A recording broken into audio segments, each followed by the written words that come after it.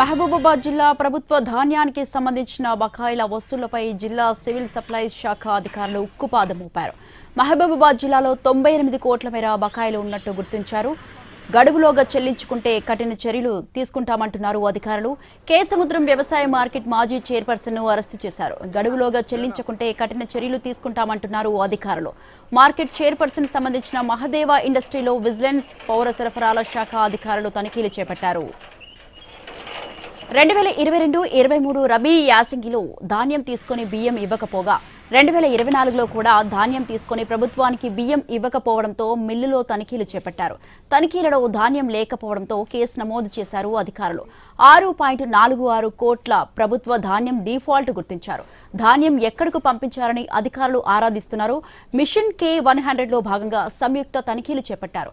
Kesamudram police స్టేషన్లో case నమోదు చేశారు. ప్రభుత్వ నష్టాన్ని రికవరీ చేసేందుకు చర్యలు చేపట్టారు.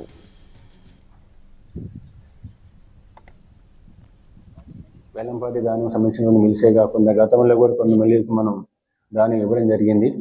ఇందులో కొంతమంది ఒక 10 మంది మిల్లర్లు అసలు పూర్తిగా ధాన్యం తీసుకొని మనకి రైస్ ఇవ్వకుండా వాళ్ళు ఎగ్గొట్టడం జరిగింది. సో వీళ్ళ మీద ఆల్రెడీ ఇప్పటికీ మేము కేసు ఫైల్ చేయడం జరిగింది. అని రెవెన్యూ రికవరీ యాక్ట్ కూడా మేము పెట్టాము. ఇప్పుడు రెవెన్యూ రికవరీ యాక్ట్లో కూడా తహసీల్దార్ సందర్భంగా వాళ్ళు జోగులాంబ, గద్వాల జిల్లాలో సీఎంఆర్ ధాన్యం పక్కదారిపై ప్రభుత్వం ఫోకస్ పెట్టింది. రైస్ మిల్లు యజమానిపై కేసు నమోదు చేశారు. నందిన్నెలో కమిడీ స్వామి రైస్ మిల్లు యజమాని వీరన్నపై కేసు నమోదు చేశారు. సీఎంఆర్కు సంబంధించిన 3,16,120 వడ్ల బస్తాలు పక్కదారి పట్టించినట్లు ఆరోపణలు వచ్చాయి. పక్కదారి పట్టిన ధాన్యం విలువ సుమారు 41 కోట్లు ఉంటుందని అంచనా వేస్తున్నారు. సివిల్ సప్లై డిఎం విమల ఫిర్యాదుతో కేటీ దొడ్డి పోలీసులు కేసు నమోదు చేశారు. మిల్లు యజమాని వీరన్నను అదుపులోకి తీసుకున్నారు పోలీసులు.